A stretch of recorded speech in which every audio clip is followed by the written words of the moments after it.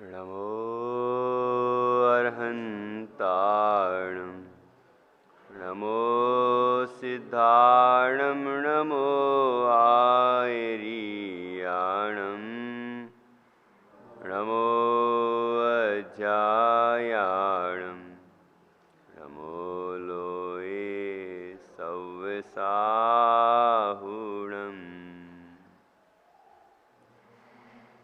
अर्हन्त सिद्ध साहु तिद्यं जिणधम वयण पडिमाहु जिण निर्यायदराय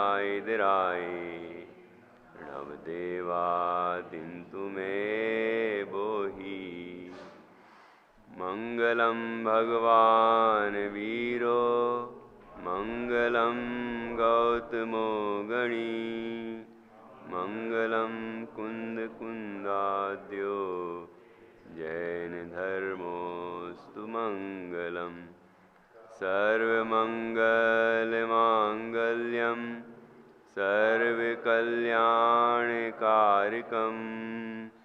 प्रधानम सर्वधर्माणां जैनम जयतु शासनम जैनम जयतु शासनम।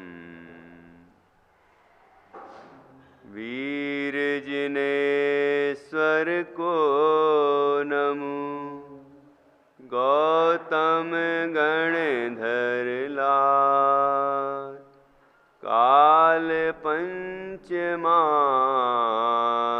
में भय सूत्र करता अर्हंत भाष्यर्थम गणधर देवेहिं गंथियं सम्मं सुतत्थमगणत्थं सवणासाहन्ति परमत्थम्।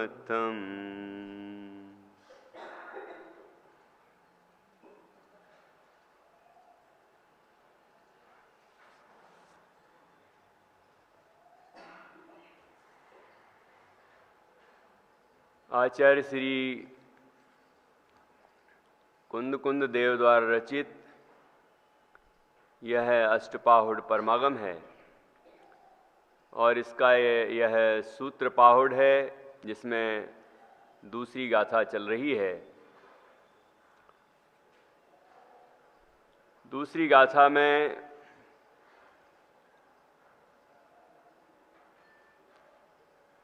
भगवान महावीर से लेकर आज तक जो सूत्र परंपरा चली आई है उसका वर्णन किया है। वीतरागी संतों की सम्यक ज्ञानियों की परंपरा में यह सूत्र सुरक्षित है और वह हमें चारों अनुयोगों के शास्त्रों में उपलब्ध होता है। किस तरह महावीर भगवान के बाद धीरे धीरे ज्ञान की हीनता होती गई, क्षयोपशम ज्ञान की हीनता होती गई और याद रखना मुश्किल होता गया, तब आचार्यों ने द्वादशांग का जो सारभूत तत्व है उसे शास्त्रों में लिपिबद्ध किया और वह हमें प्राप्त है मूल धारा से। ऐसी बड़ी सुंदर चर्चा इसके अंदर आई है और जो विकृत हुए हैं उनका भी वर्णन यहाँ किया गया है और वे मोक्ष मार्ग से बाह्य हैं, वे मूल संग से बाह्य हैं, इसलिए उनके द्वारा रचित जो शास्त्र हैं वो कल्पित हैं, प्रमाणभूत नहीं हैं। ये बात यहाँ पर कही गई है। कल कुछ प्रश्न थे, उसका समाधान कर लेते हैं, उसके बाद आगे बढ़ेंगे। पहले तो यहाँ पर जो एक विषय आया था कि द्वादशांग के बाद इनके पीछे 10 पूर्व के ज्ञाता 11 हुए। तो यहाँ पर एक शब्द या तो बाद की प्रतियों में छूट गया होगा, मिसप्रिंट होगा। तो वो 11 अंग स्पष्ट है। कल आदि पुराण का स्वाध्याय कर रहे थे, उसमें मैंने ढूंढा था। वो आक्षेपणी, विक्षेपणी, संवेदनी और निर्वेदनी, ये 4 कथाएं देखनी थी। तो वहीं पर ये विषय भी मिल गया। और वहाँ पर स्पष्ट लिखा हुआ है कि ये पूरी परंपरा लिखी है, और उस परंपरा में 11 अंग और 10 पूर्व के ज्ञाता 11 हुए। तो उनके नाम ये लिखे हुए हैं। इस तरह से यहाँ तो जो जय सेन शब्द लिखा है ना, वहाँ तो जय अकेला ही लिखा है, जय आचार्य ऐसा लिखा है। यहाँ पर जैसे हमें जय सेन लिखा होने से भ्रम उत्पन्न होता है कि वो पहले वाले के बाद वाले, तो वहाँ जयाचार्य ही लिखा है, कोई दिक्कत नहीं। तो जयसेन आचार्य ये अलग हैं, और जो समय सार की टीका करने वाले आचार्य हैं वो तो बहुत बाद में हुए, अभी से लगभग 1000 साल पहले हुए, और ये 2000 साल से भी पहले हुए हैं। ऐसे महान आचार्य हुए, और उसमें काल भी दिया है। ये जो 11 हुए तो इतने कितने समय के अंतर्गत हुए, मतलब कितने वर्ष में हुए, पर अगले जो हुए वो कितने वर्ष में हुए, पूरी संख्या भी दी है। आदि पुराण भाग 1 और अध्याय नंबर 2। तो किसी को जिज्ञासा हो तो वहाँ अभ्यास किया जाना चाहिए। तो और दूसरा प्रश्न था कि यहाँ अंतःकृत केवली का क्या अर्थ है। अंतःकृत का अर्थ है कि 8 कर्मों का 6 जिनने किया है वो अंतःकृत हैं। ऐसे केवली जिनने 8 कर्मों का 6 किया है। अब आप पूछेंगे ऐसे तो कोई केवली नहीं होंगे जिनने 8 कर्मों का 6 न किया हो, तो क्या विशेषता है इनमें, इनकी क्या पहचान है।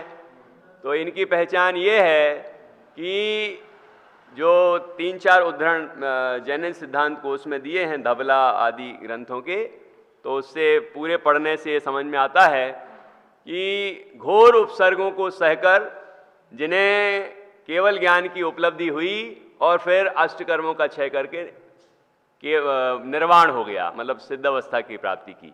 मतलब एक ही क्रम तो वही है। मोहिनी कर्म का क्षय हुआ, केवल ज्ञान प्रकट हुआ। मोहिनी कर्म का क्षय हुआ, फिर 3 और घातीय कर्मों का क्षय हुआ, अनंत चतुष्टय प्रकट हुए, मतलब वीतरागता सर्वज्ञता हुई। लेकिन ऐसे जो केवली हैं वो ज़्यादा रुके नहीं यहाँ, और शेष अघातीय कर्मों का भी क्षय किया और उनको निर्वाण की प्राप्ति हुई, मोक्ष की प्राप्ति हुई। तो अंतःकृत का तो इतना ही अर्थ है कि अष्ट कर्मों का क्षय किया जिनने। हाँ और अंतःकृत का तो इतना ही मतलब है, ये बता रहा हूं। अंतःकृत का तो इतना ही अर्थ है कि अष्ट कर्मों का जिनने अंत किया है, जिनने अष्ट कर्मों का नाश किया, उन्हें अंतःकृत कहते हैं। वहाँ तो पूरा डिक्शनरी जैसी है, वो तो शब्दकोश है, जैन सिद्धांत कोश। तो अंत का क्या अर्थ है, अंतःकृत का क्या अर्थ है, फिर अंतःकृत केवली का क्या अर्थ है, तो अलग अलग स्टेप है। वो अंतःकृत केवली कौन, कि अंतःकृत केवली वही जिन्होंने घोर उपसर्ग पर विजय प्राप्त करके और केवल ज्ञान स्वरूप की साधना द्वारा केवल ज्ञान को उपलब्ध किया और मोक्ष को प्राप्त किया, अष्टकर्मों का क्षय किया, वो अंतःकृत केवली होते हैं। और ये 10 हुए हैं, वहाँ 10 नाम भी दिए हैं। भगवान महावीर स्वामी के समय में जो 10 हुए उनके नाम दिए हैं, बाकी अन्य तीर्थंकरों के समय भी हुए हैं। तो यहाँ तो यही लिखा है कि सभी तीर्थंकरों के काल में 10-10 अंतःकृत केवली होते हैं। उसका इसमें वर्णन होता है, यहाँ पर जो दिया था, कौन से अंतःकृत दशांग नाम का जो सूत्र वो अंग है द्वादशांग में से, उसमें इन अंतःकृत केवलियों का वर्णन होता है। हाँ हाँ,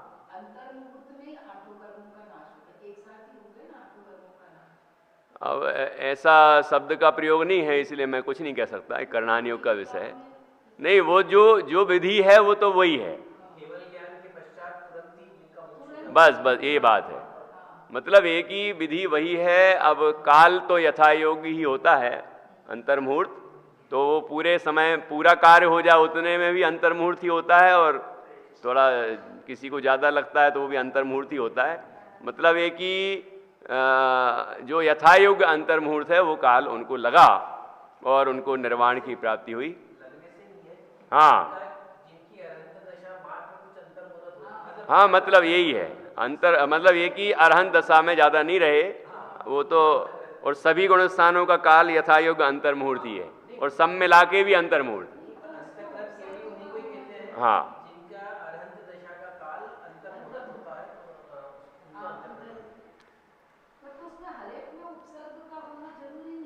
उसमें लिखा है कि घोर उपसर्गों को सहकर जिन्होंने अष्ट कर्मों का क्षय किया उसे उन्हें अंतःकृत केवली कहते हैं। अब मैं इससे ज़्यादा नहीं कह सकता क्योंकि ये विषय आप बोल रहे अंतर्मुहूर्त में ही किया कि नहीं किया।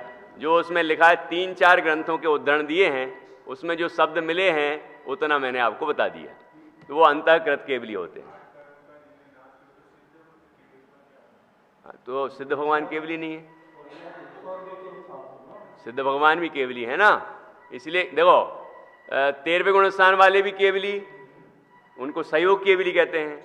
14वें गुणस्थान वाले भी केवली, उनको अयोग केवली कहते हैं। और सिद्ध भगवान भी केवली, उनको सिद्ध भगवान कहते हैं। ऐसा तो ऐसे केवली जिनको उपसर्ग घोर उपसर्ग सहकर और जिन्होंने केवल ज्ञान पाया और तत्काल शेष कर्मों का क्षय करके निर्वाण की प्राप्ति की, तो इस तरह वहाँ पर जितने 3-4 उद्धरण शास्त्रों के दिए हैं उससे ये निष्कर्ष निकलता है। और कुछ विशेष आप लोगों को मिल जाए तो बता देना कि वहाँ तो लिखा है घोर उपसर्गों को सहकर जिनने अष्ट कर्मों का क्षय किया है ना, उनको अंतःकृत केवली कहते हैं। पहले नंबर तो अंतःकृत का अर्थ भी यही लिखा है कि जिन्होंने अष्ट कर्मों का क्षय किया उन्हें अंतःकृत कहते हैं। और फिर बाद में अंतःकृत केवली की जब का लिया तो उसमें ये लिया, और ये सब उसमें उद्धरण है, मतलब मूल शास्त्र की प्राकृत संस्कृत की गाथा है, फिर उसका अर्थ है। तो इस तरह से हम निष्कर्ष निकालते हैं कि जिन्होंने घोर उपसर्ग सहन करते हुए और स्वरूप की साधना, वो जो विधि है वो तो वही है, मतलब ऐसा नहीं कि किसी की और अलग विधि हो जाएगी, विधि वही है। मतलब काम तो अंतर्मुहूर्त में ही होता है, किसी को उस अंतर्मुहूर्त को पाने के लिए वर्षों वर्ष लग जाते हैं, किसी को जन्मों जन्म लग जाते हैं कि उनने इतने वर्ष इतने, फिर इस भाव में भी साधना की, फिर अगले भाव में फिर मतलब यहाँ कहाँ गए, स्वर्ग में गए, फिर आए, फिर उनने दीक्षा ली, फिर साधना की, लेकिन वो अंतर्मुहूर्त पाने के लिए इतने जन्म लग गए। और किसी को क्या है 23 कितने पुत्र थे, भरत चक्रवर्ती के पुत्र हैं, हाँ जितने भी पुत्र थे, तो इन पुत्रों का तो ऐसा आता है कि निगोज से निकले, कुछ एक पर्याय ऐसा शब्द प्रयोग किया है तो कहते हैं गिंजाई की पर्याय में आए। उसके बाद फिर भरत चक्रवर्ती के पुत्र हुए और उसके बाद उनने निर्वाण की प्राप्ति कर ली। 8 वर्ष के हुए तब तक तो बोले ही नहीं तो ये प्रश्न हुआ कि चक्रवर्ती के पुत्र गूंगे कैसे हो सकते हैं, कि जो बोलते ही नहीं है। तो भगवान की दिव्य ध्वनि में ये सारी बात आई, ठीक है ना। और फिर उनको जब पता चला कि मेरे ये पूर्व भाव हैं, इस तरह से संसार की असारता समझ में आई, तो उनने तो एक ही शब्द बोला, एक ही वाक्य बोला, हे प्रभु। सब खड़े हो गए, वो खड़े होकर हाथ जोड़ के बोले, हे प्रभु मुझे जैनेश्वरी दीक्षा प्रदान करो। फिर नहीं बोले, इतना ही बोले, यही बोलने लायक है, और क्या बोलने लायक है। ये तो बोलना पड़ता है, ऐसा नहीं कि बिना ही बोले हो जाए, अपन कपड़े उतारने लग जाओ, और ऐसा नहीं होता है ना। वो तीर्थंकरों की बात अलग है। तो तीर्थंकर भी पूर्व दिशा में खड़े होकर ओम नमः, मतलब सिद्धों को नमस्कार करते हैं ना, सिद्धों को नमन करके फिर वस्त्राभूषण उतारते हैं, केस लॉन्च करते हैं। तो इस तरह समझना चाहिए। अब अंतःकृत केवली का बता दिया। अब इसके बाद चार जो कथाएं बताई हैं यहाँ पर, आक्षेपणी, विक्षेपणी, संवेदनी और निर्वेदनी, यही है। आक्षेपणी का तात्पर्य बताया अपने मत का प्रतिपादन करना।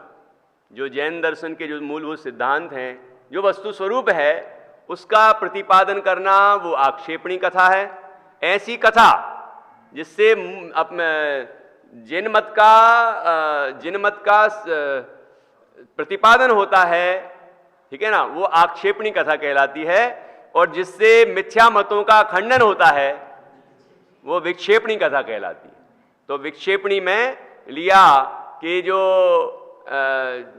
वादी हैं, मतलब जो अपर पक्ष के हैं, अन्य मत हैं, उनका जो मत है वो लिख के फिर उसका खंडन करते हैं, या ऐसी कथा कहते हैं जिससे कि मिथ्या मत का खंडन होता है और यथार्थ मत प्रतिपादित होता है, तो वह कहलाती है विक्षेपणी कथा। और वहाँ वो वीतराग कथा और विजिगीषु कथा भी मिल गई। उसमें जो मैंने वाद कथा बोला था ना, वो भी सही है। मतलब विजिगीषु कथा को वाद कथा भी कहते हैं, वाद भी कहा है, क्योंकि उसमें वाद ही होता है, वाद ही होता है, इसलिए कहते हैं कि उसे विजिगीषु कथा को वाद कहते हैं, ऐसा। और वीतराग कथा जो है, वीतराग कथा में एक विशेष बात मिली कि इतना ही नहीं कि गुरु शिष्य के बीच में जो कथा होती है, मतलब शिष्य ने गुरु से प्रश्न किया और उनने उनको समाधान किया, उसका समाधान किया, तो इतना ही नहीं है, साथ में साधर्मियों के बीच में भी है कि समान बुद्धि वाले हों, उनके बीच में भी जो तत्व चर्चा होती है निर्णय के लिए, उसमें लिखा है तत्व निर्णय के लिए जो चर्चा होती है, वह वीतराग कथा है। राग द्वेष से रहित तत्व निर्णय के लिए जो प्रश्नोत्तर होते हैं, उसको कहते हैं वीतराग कथा। तो गुरु शिष्य के बीच में भी हो सकती है और साधर्मियों के बीच में भी हो सकती है। हाँ, उसमें जय पराजय की बात नहीं है, जय पराजय वाला तो अलग है, वो मतलब विजिगीषु कथा है ना। तो इस तरह से ये विशेष समझना चाहिए। मतलब ये कि हमारी मीटिंग हो और निर्णय ना निकले, तो वो मीटिंग किस बात की? चर्चा हो और निष्कर्ष ना निकले, तो किस बात की चर्चा है वो? मतलब हम यहाँ पर चर्चा ही तो कर रहे हैं और निष्कर्ष तक ना पहुँचे, तो फिर ऐसी चर्चा का कोई उद्देश्य नहीं है। तो वहाँ पर वीतराग कथा उसी कहा है जो निष्कर्ष तक पहुँचेगी। तो हमें अपनी कथा को वीतराग कथा बनाना है, वो निष्कर्ष तक पहुँचना चाहिए, और निष्कर्ष तक पहुँच के हम उसका उपयोग करें और अपना कल्याण करें, ठीक है ना, इस तरह होना चाहिए। तो ऐसी कुछ विशेष चर्चा कल के संबंध में अपन ने की। अब आगे बढ़ते हैं। यहाँ 12 अंगों का वर्णन किया जा रहा है, तो उसमें हमने अभी तक 11 अंग और 4 पूर्व तक की चर्चा कर ली है। अब आगे बढ़ते हैं। 39 नंबर पेज है, तीसरा पैराग्राफ, 5वां ज्ञान प्रवाद नाम का पूर्व है। इसमें ज्ञान के भेदों का स्वरूप, संख्या, विषय, फल आदि का वर्णन है। इसके पद 1 कम करोड़ हैं। 6ठा सत्य प्रवाद नाम का पूर्व है। इसमें सत्य, असत्य आदि वचनों की अनेक प्रकार की प्रवृत्ति का वर्णन है। इसके पद 1 करोड़ 6 हैं। 7वां आत्म प्रवाद नाम का पूर्व है। इसमें आत्मा अर्थात जीव पदार्थ के कर्ता भोक्ता आदि अनेक धर्मों का निश्चय व्यवहार नय की अपेक्षा वर्णन है। इसके पद 26 करोड़ हैं। 8वां कर्म प्रवाद नाम का पूर्व है।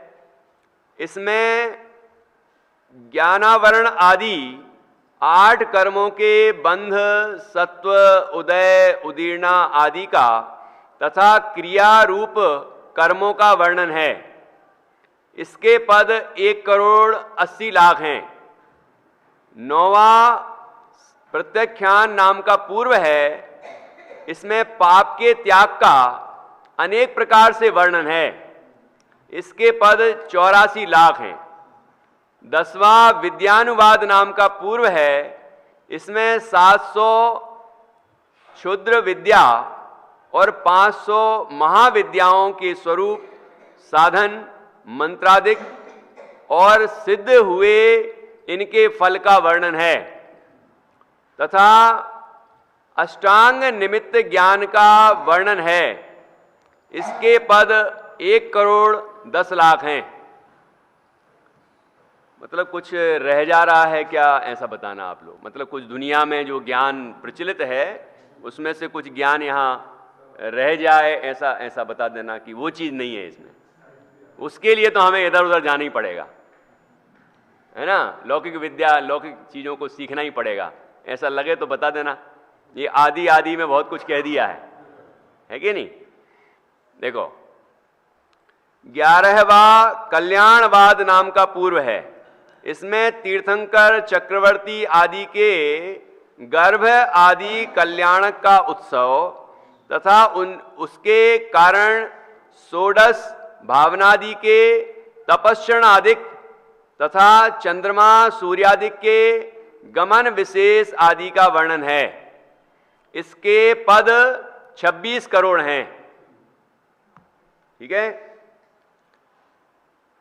12वां प्राणवाद नाम का पूर्व है।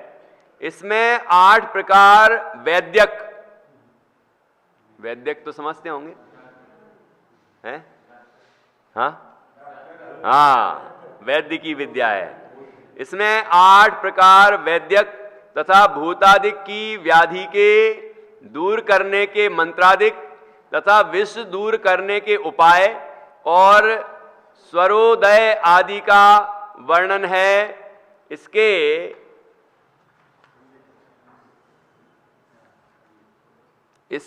13 करोड़ पद हैं। 13वां क्रिया विशाल नाम का पूर्व है। इसमें संगीत शास्त्र, छंद, अलंकारादिक तथा 64 कला, गर्भाधान आदि 84 क्रिया, सम्यक दर्शन आदि 108 क्रिया, देव वंदनादिक 25 क्रिया, नित्य नैमित्तिक क्रिया इत्यादि का वर्णन है। इसके पद 9 करोड़ हैं।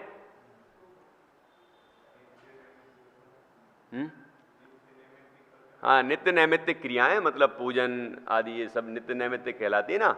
विधान, ये सब जो हम करते हैं नित्य नैमित्तिक का मतलब होता है जैसे आप कोई आज कल्याणक है, मोक्ष कल्याणक है, कोई कल्याणक है आज तीर्थंकरों के, तो वो नैमित्तिक, अष्टानिका हैं, 10 लक्षण हैं, ये नैमित्तिक कहलाती हैं। और नित्य हैं तो नित्य जो हम पूजन करते हैं ना, तो हाँ वही है। तो ऐसे देवशास्त्र गुरु की पूजन, विधान आदि जितने भी आयोजन हम करते हैं ये नित्य नैमित्तिक में आते हैं। तो नित्य नैमित्तिक क्रिया इत्यादि का वर्णन है। अब देखो क्या क्या बच गया। संगीत शास्त्र भी आ गए, और इनके विस्तार भी हैं। ऐसा नहीं कि यहाँ संक्षेप में है तो कहीं है नहीं, इसके विस्तार हैं। आदि में जितनी चीजें ली हैं ये सब वर्णन है। स्वाध्याय करना पड़ेगा इसके लिए, है कि नहीं।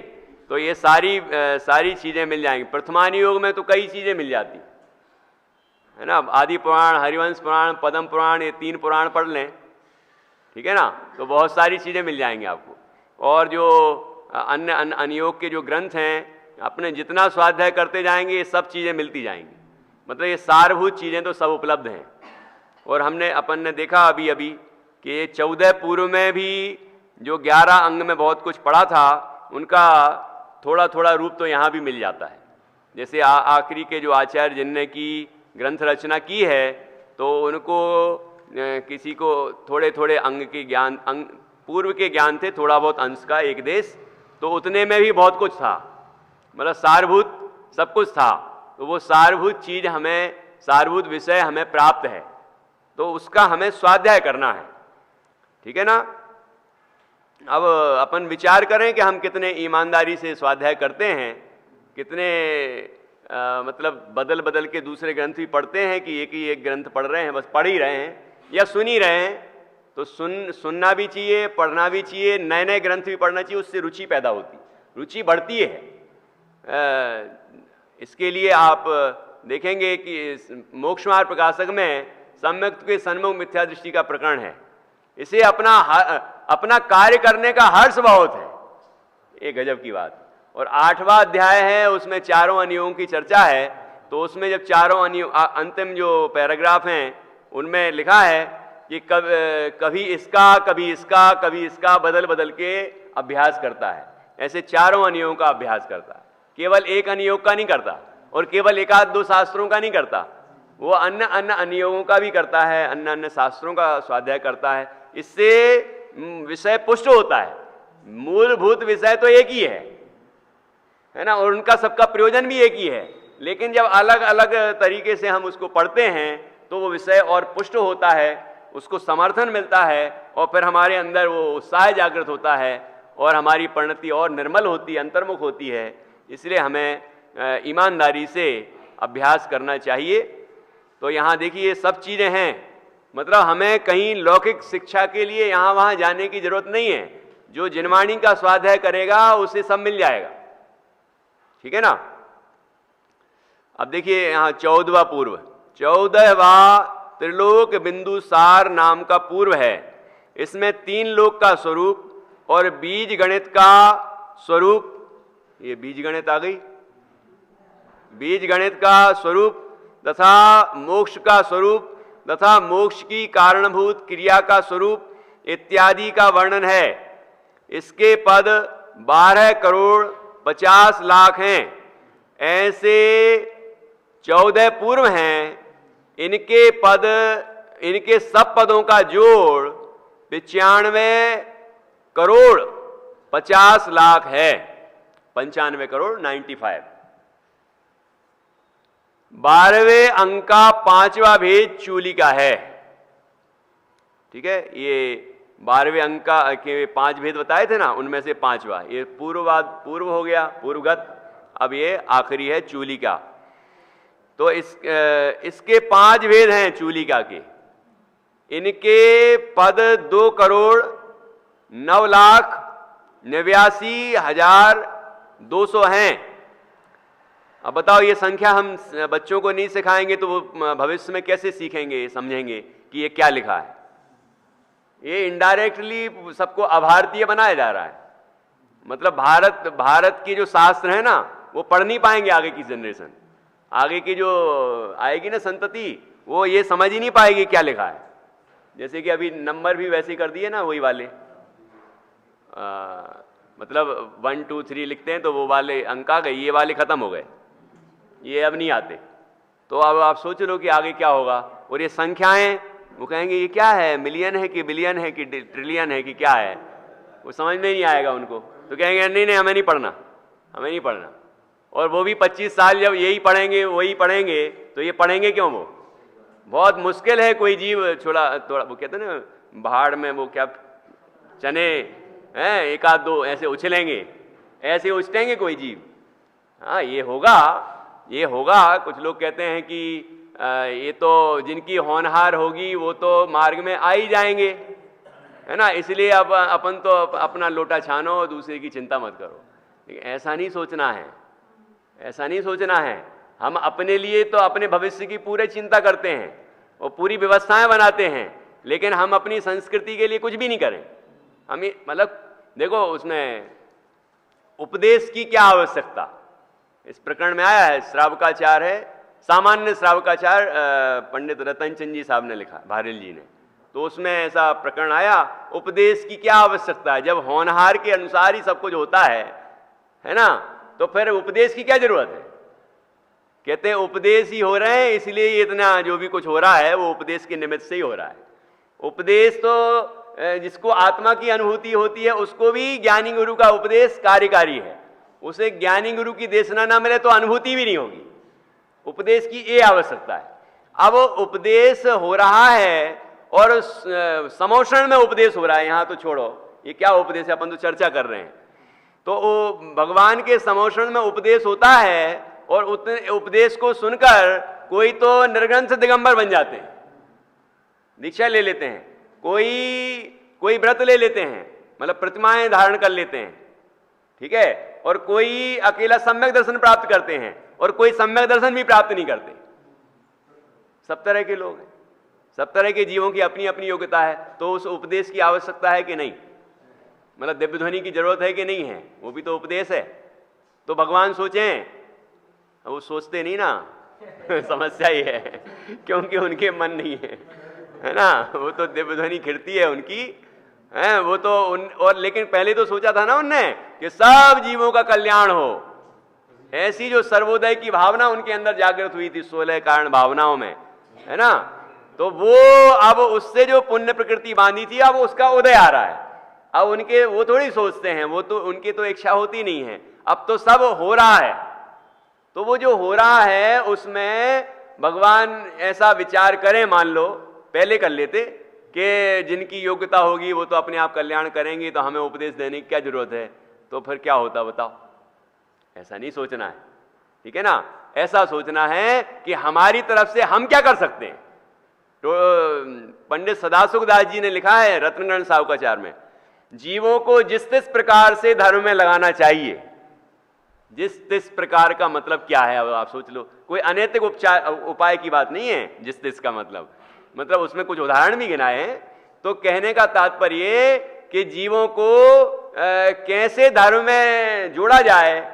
यहां तो अपने ही धर्म वालों की बात चल रही है अभी, जो जैनी हैं, हमारे बच्चे हैं, तो उनको किस तरह प्रोत्साहित किया जाए, रुचि पैदा की जाए। ये बचपन से ही संस्कार डालने पड़ेंगे, गर्भ से ही संस्कार डालने पड़ते हैं। उसके बाद धीरे धीरे वो फलित होते हैं और वो बच्चे अपना कल्याण करते हैं, है ना।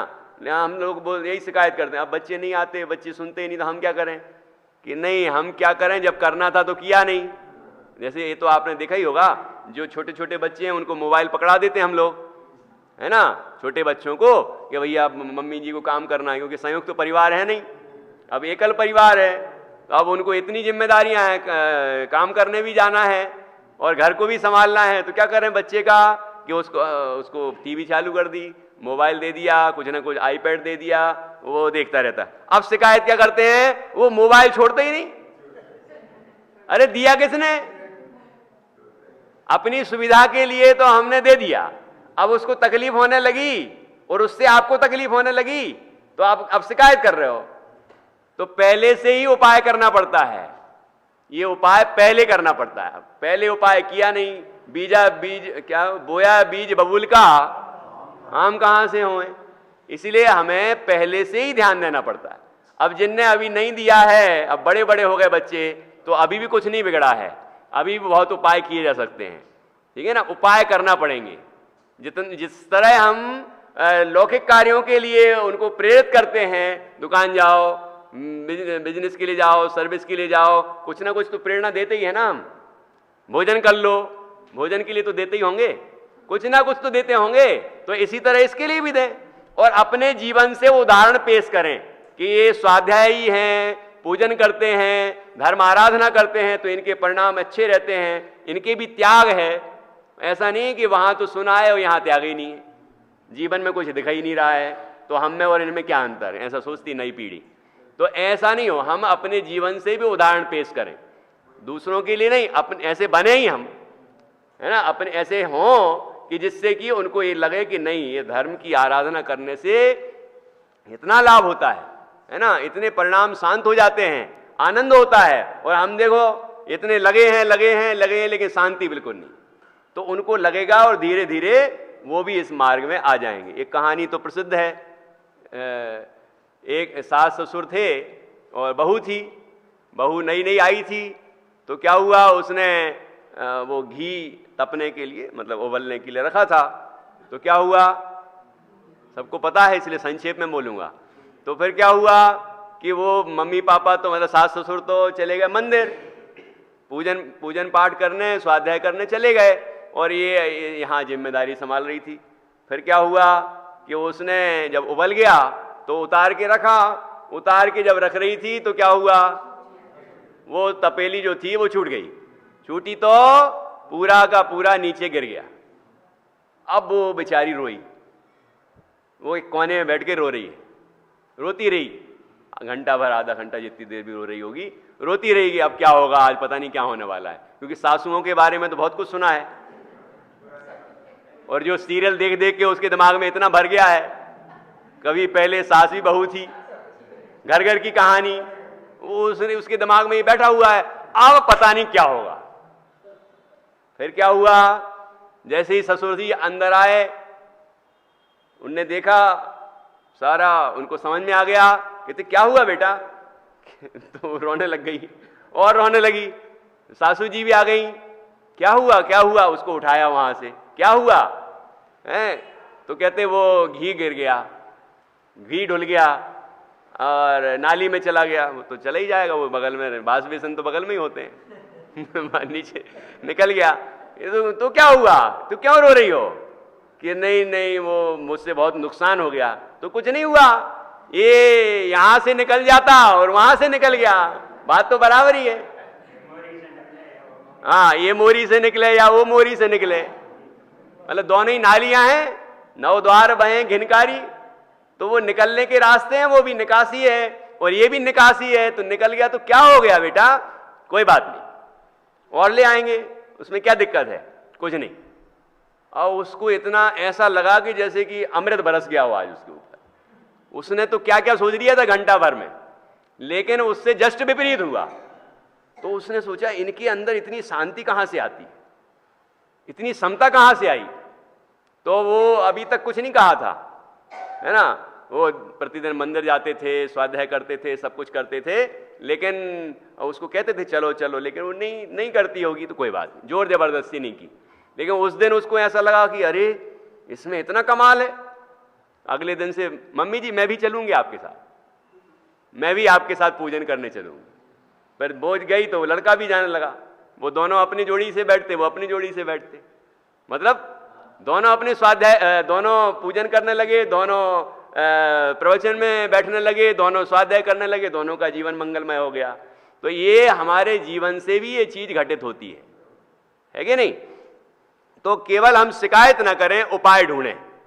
उपाय ढूंढेंगे तो मिलेंगे, सब जगह उपाय हैं, उपाय जिनवाणी में मिलेंगे। और उपाय, हमारा तो ज्ञान सर्व समाधान कारक है, ज्ञान सर्व समाधान कारक है, तो वो समाधान हमें अंदर से ही मिलेगा, उसमें निमित्त जिनवाणी ही बनेगी, क्योंकि दूसरी चीजें निमित्त नहीं बनेंगी, क्योंकि उनको वो ज्ञान ही नहीं है ना। इसलिए दूसरा जो ज्ञान है वो हमें निमित्त नहीं बनेगा, निमित्त बनेगा तो ये, और काम उपादान से होगा अपने ज्ञान से। इसलिए ज्ञान सर्व समाधान कारक है का तात्पर्य हमारा ज्ञान ही हमें समाधान देगा, और ये जिनवाणी उस ज्ञान में निमित्त होगी। तो हम जिनवाणी का स्वाध्याय करेंगे तो ऐसा मार्गदर्शन हमें मिलेगा कि हम निश्चित रूप से अपना कल्याण भी कर पाएंगे, और अपने बच्चों का, अपनी और भी समाज के लोगों का, सबका, और सर्व जीवों का कल्याण में निमित्त हो पाएंगे, है ना। जितना यथा योग अपनी शक्ति को विचार के ये कार्य करना चाहिए। अब देखिए यहाँ पर क्या कहा है, हमारे आचार्यों ने दूरदृष्टा रखी। हाँ हाँ, प्राकृत से संस्कृत पे लिखा, बिल्कुल बिल्कुल, संस्कृत वालों ने फिर मुंडरी में भी लिखा। हमारा भी कर्तव्य है कि आने वाली पीढ़ी के हिसाब से बिल्कुल बिल्कुल।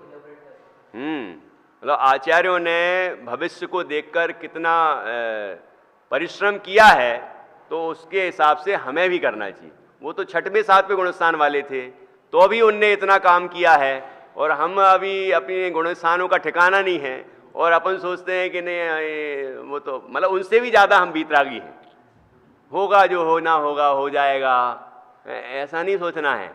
जो होना होगा वो तो होगा ही, ये तो पक्का ही है, ये निश्चय है, ये श्रद्धान का विषय है। लेकिन प्रयत्न ये व्यवहार है, करना है ये कहना व्यवहार है, और होना है ये परमार्थ है। तो ये दोनों का कॉम्बिनेशन, सुमेल होना चाहिए निश्चय व्यवहार का। अभी देखिए यहाँ पर क्या कह रहे हैं, ये चूलिका में, इसमें भी बहुत सारी विषय आ गए हैं। देखो 12वें अंक का 5वां भेद चूलिका है, इसके 5 भेद हैं। इनके पद 2,09,89,200 हैं। इसके प्रथम भेद जलगता, चूलिका में जल का स्तंभन करना, जल में गमन करना। अग्नि गता चूलिका में, मतलब ये तैरना वगैरह और चलना भी, पानी पे कैसे चल सकते हैं, पानी में कैसे पार, नदी कैसे पार कर सकते हैं, सारी विद्याएं इसमें हैं। ठीक है, ये सारी विद्याएं इसके अंदर हैं। लोग कहते हैं कि मछलियों से सीखा होगा लोगों ने, मनुष्य ने मछली से सीखा होगा कि तैरना कैसे आता है ना। ये किसी ने किसी से क्या सीखा है, ये तो अनादि की विद्या है। ठीक है ना। तो अब देखो, अब ये तो हो गया जलगता नाम की चूलिका, प्रथम भेद। दूसरा भेद है अग्निगता चूलिका। अग्निगता चूलिका में अग्नि स्तंभन करना, अग्नि में प्रवेश करना, अग्नि का भक्षण करना इत्यादि के कारणभूत मंत्र तंत्रादि का प्रूपण है। ये सब मंत्रों के द्वारा कैसे होता है इसका निरूपण इसमें इस चूलिका में किया गया है। तो ये सब सारी विद्याएं होती, ये सब विद्याएं हैं। मंत्र क्या हैं? विद्याएं हैं, ये साधना से उत्पन्न होते हैं। तो मंत्र तंत्र आदि का ये सारा उपाय, सारी बातें इसके अंदर लिखी हुई हैं। इसके पद 2,89,89,200 हैं। इतने ही पद अन्य 4 चूलिका के जानने, दूसरी जो चूलिकाएं अभी बताएंगे उन सब में भी इतने पद होते हैं। दूसरा भेद स्थलगता चूलिका है। इसमें मेरु पर्वत भूमि इत्यादि में प्रवेश करना, शीघ्र गमन करना इत्यादि क्रिया के कारण मंत्र तंत्र तपस्रण आदि का रूपण है। इसका भी वर्णन है। रावण कैलाश पर्वत में प्रवेश कर गया था कि नहीं है? अपनी विद्या के बल से नीचे प्रवेश कर गया और नीचे से जड़ से उसको उखाड़ने लगा। ये तो अपन ने प्रथमानी में पढ़ा ही है। तो ऐसे ये सारी विद्याएं हैं। ठीक है ना, ये विद्याएं हैं। और ये विद्याएं इनमें ये कैसे सिद्ध होती हैं, क्या है उसके तरीके, ये सारे इसमें लिखे हुए हैं। ठीक है, ये इसमें चूलिका में स्थलगता, तो पहले आया था जलगता, फिर आया अग्निगता, तीसरा आया स्थलगता। ये पृथ्वी में कैसे प्रवेश करें और शीघ्र कैसे गमन करें, है ना,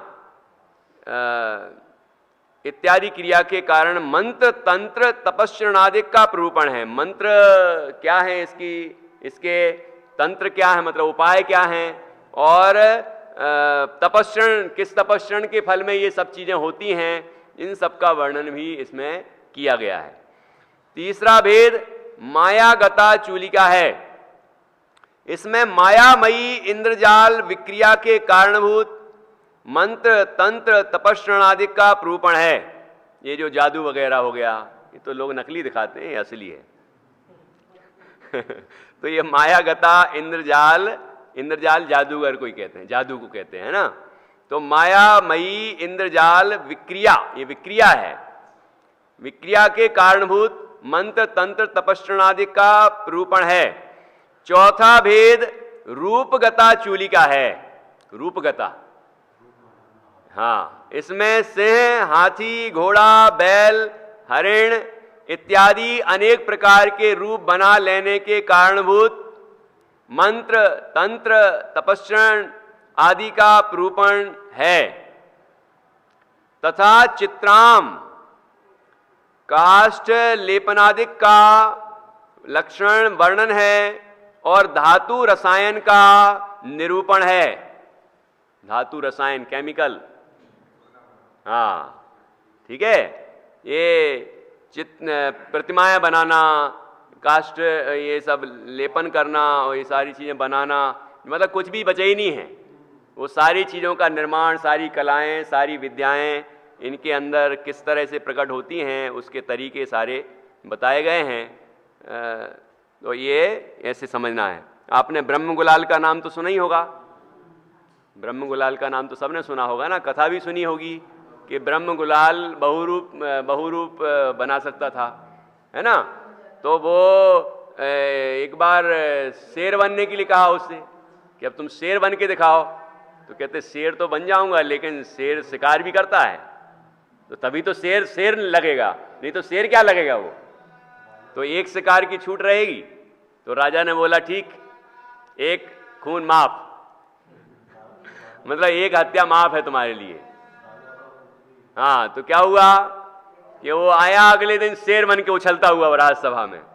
तो कहते हैं राजकुमार जबकि उसका पक्का दोस्त था, मित्र है ना, लेकिन उसने उकसाया, अरे तुम क्या काहे का ये शेर है, देखो तेरे सामने वो बकरी बंधी हुई है, उसको खाओ तब तो मैं शेर मानूं, ये तो क्या अहिंसक हो तुम, मार ही नहीं रहे। उसको जब बार बार उकसाया तो उसको इतना गुस्सा आया, शेर को जैसे आता है, वो असली शेर प्रकट हो गया और राजकुमार को ही खा गया, राजकुमार को मार दिया उसने। अब राजा तो कुछ नहीं कर सकता क्योंकि एक हत्या माफ थी। अब तुमने भले ही बकरी वहां खड़ी कर दी होगी, लेकिन उसने तो जिसको भी मारा वो तो माफ है, कुछ नहीं कर सका राजा। तो दुखी हुआ लेकिन क्षमा कर दिया, कुछ नहीं। तो मंत्रियों ने कान भरे, इसको कहो कि दिगंबर मुनिराज का रूप बना के दिखाए। तो बोले ठीक है, तो ऐसा कहा गया। तो कहते इसके लिए आपको मुझे 6 माह देने पड़ेंगे, क्योंकि इसके लिए मुझे विशेष अभ्यास करना पड़ेगा। वो बताया नहीं कि क्या अभ्यास करना पड़ेगा, विशेष साधना करनी पड़ेगी। तो बोले ठीक है, दिए 6 महीने। 6 महीने में आके दिगंबर मुनि का वेश धारण करके और तुम हम सबको धर्मोपदेश दोगे, जिससे हम सबको वैराग्य उत्पन्न हो। तो बोले ठीक। 6 माह तक खूब आत्म साधना की, तत्व चिंतन, मंथन, आत्मानुभूति, अंदर की परिणति इतनी ऊर्ध्व बनाई। 6 माह अभ्यास किया तो अंतर से वैराग्य उत्पन्न हुआ। वैसे तो वैराग्य के प्रसंग बन चुके थे, अब उनका मित्र ही चला गया है ना, तो वैराग्य तो था ही और तत्वज्ञानी भी थे ही, लेकिन अब 6 महीने विशेष साधना की और इतनी साधना बढ़ गई कि अंदर से ऐसा वैराग आया, संसार शरीर और भोगों से विरक्ति आई और उन्होंने आचार्य से दिगंबर दीक्षा धारण कर ली, ज्ञानेश्वरी दीक्षा ग्रहण कर ली और फिर दीक्षा लेकर वो दिगंबर मुनिराज बने और बनके और फिर राजसभा में गए। जैसे ही वो पहुंचे सब खड़े हो गए, हाथ जोड़ के प्रणाम करने लगे। ठीक है, अब मुनिराजा ये थोड़ी पता है कि ये कौन है। फिर उन्होंने धर्म का उपदेश दिया, सब समझ गए कि ब्रह्म गुलाल हैं। धर्म का उपदेश दिया सबको। वाकई ये धर्म उपदेश का असर पड़ रहा है, क्योंकि यहाँ उपदेश का असर पहले पड़ चुका है, तो उसका उनके ऊपर भी तो पड़ेगा। ठीक है, फिर उसके बाद सब हो गया। उसके बाद राजा ने कहा कि अब तुम अपना रूप प्रकट कर दो, तुम ब्रह्म गुलाल हो हमें पता है, अब तुम अपना रूप प्रकट कर दो। तो कहते हैं ये वो रूप है जो बदला नहीं जा सकता है, ये वो रूप है जो बदला नहीं जा सकता। अब तो मैं अपने आत्मा की साधना करूंगा और परमात्मा बनने का उद्यम करूंगा।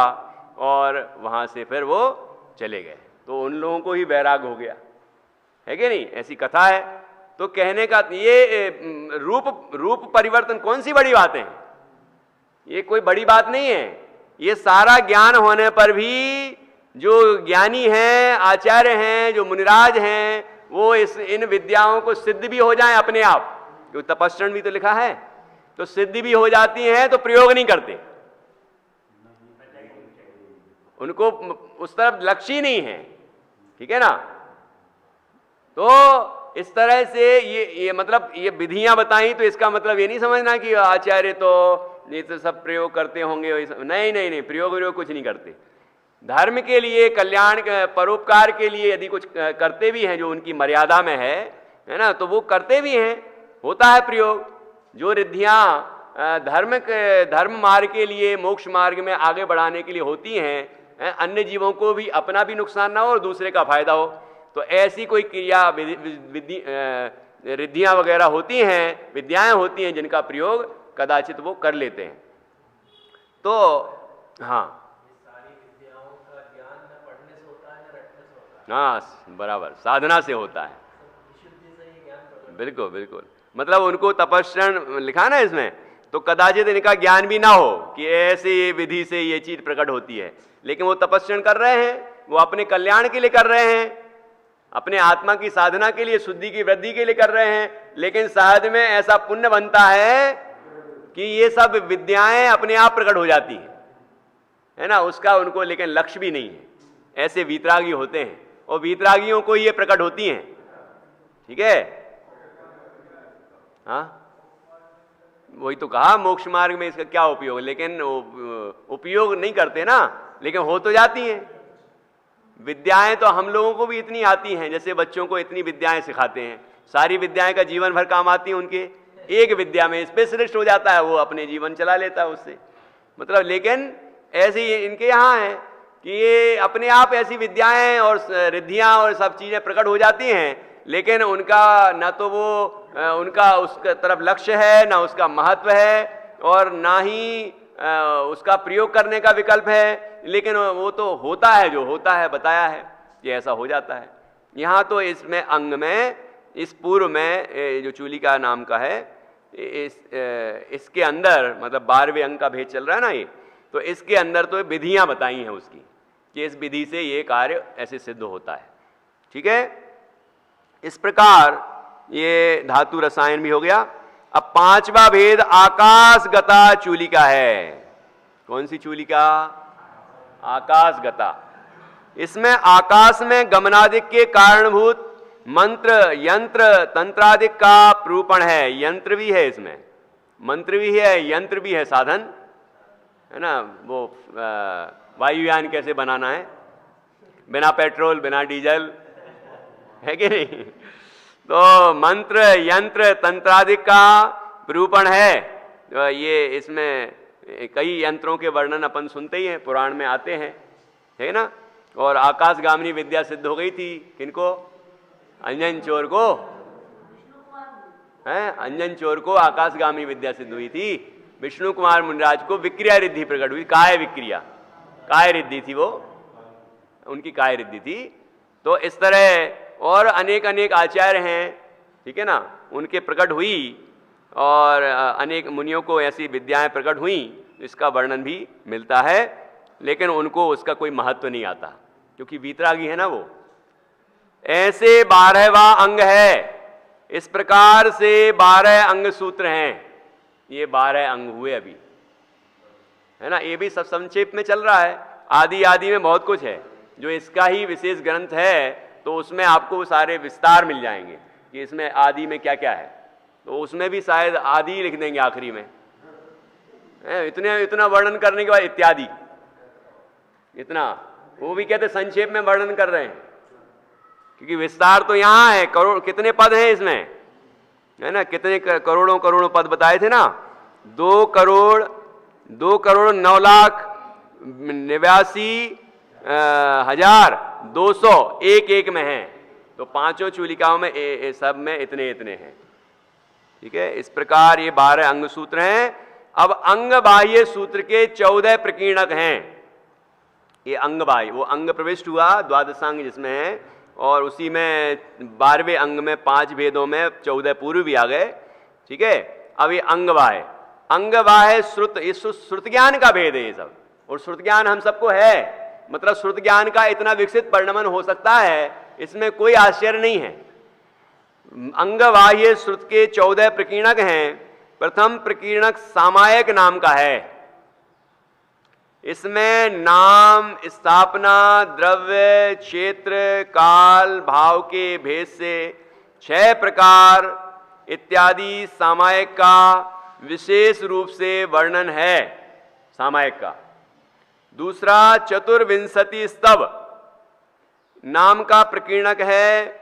इसमें 24 तीर्थंकरों की महिमा का वर्णन है। तीसरा वंदना नाम का प्रकीर्णक है। इसमें एक तीर्थंकर के आश्रय से वंदना स्तुति का वर्णन है।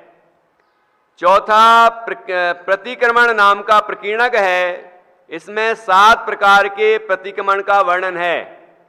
5वां वैनयिक नाम का प्रकीर्णक है। इसमें 5 प्रकार के विनय का वर्णन है, विनय।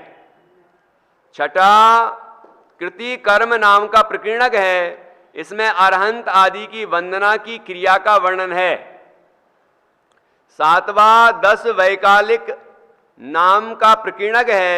इसमें मुनि का आचार, आहार की शुद्धता आदि का वर्णन है। आठवां उत्तराध्यायन नाम का प्रकीर्णक है। इसमें परिचय उपसर्ग को सहने के विधान का वर्णन है। अब इस नाम की कोई शास्त्र मिल जाए तो ये मत समझ लेना कि वो यही है। कोई शास्त्र ऐसे मिल जाए जिस इन्हीं नाम के हों तो ऐसा मत समझना कि यही है वो, क्योंकि कुछ मतों ने ऐसे नाम वाले ही शास्त्र बना दिए हैं। नववां कल्प व्यवहार नाम का प्रकीर्णक है। इसमें मुनि के योग्य आचरण और अयोग्य सेवन के प्रायश्चितों का वर्णन है। ठीक है, मुनि के योग्य आचरण कैसा होना चाहिए, उसमें थोड़ी मान लो दोष लग जाए, अतिचार लग जाए तो उसका प्रायश्चित विधि से कैसे शुद्ध होना है।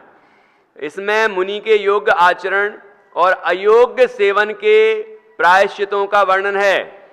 10वां कल्पाकल्प नाम का प्रकीर्णक है। इसमें मुनि को यह योग्य है और यह अयोग्य है ऐसा द्रव्य, क्षेत्र, काल, भाव की अपेक्षा वर्णन है।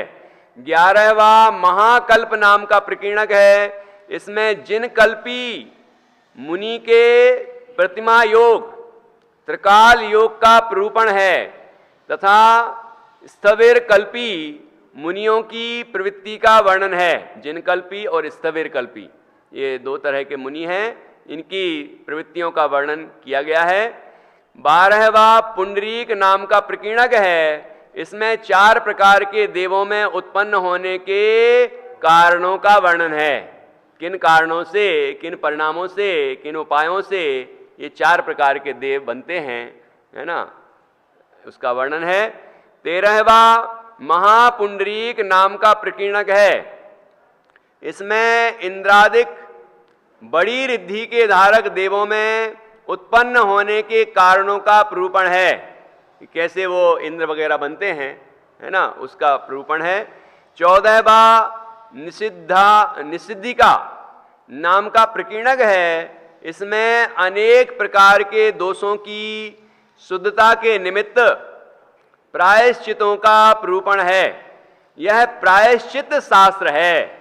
इसका नाम निषिद्धिका भी है। देखो 3 नाम हो गए, निषिद्धिका और उसके बाद प्रायश्चित शास्त्र, फिर निषिद्धिका। इस प्रकार अंग बाह्य श्रुत 14 प्रकार का है।